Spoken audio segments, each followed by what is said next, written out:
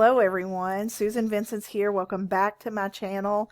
And in today's video, we're just going to do a quick and easy and simple back to the basics Google tip or trick. So follow with me over, and I'm going to be on Google Slides, and we're going to talk about making a PDF.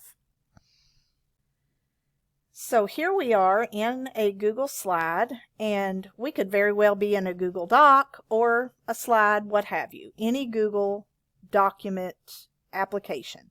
So we want to make this a PDF. Remember, sending things out as a PDF alleviates some frustration in people possibly modifying it.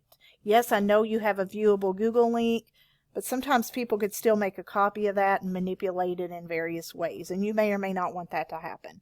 So if you want to make any Google tool a PDF, just simply go up to the top and click on File, Download, and then download as a PDF document. So this Google slideshow, I'm going to download as PDF, same thing on a Google Doc or what have you, and it's going to download at the bottom of your screen.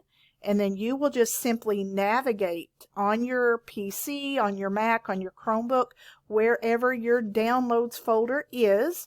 You're going to locate that file, and you can use the file straight from there, or you can navigate it to wherever you would like to save that to.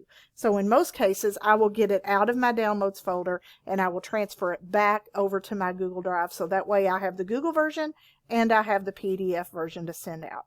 So to make a Google Doc or a slide or what have you, a PDF, I'm just going to simply go to File, Download, and choose PDF. So hopefully that will help alleviate some issues.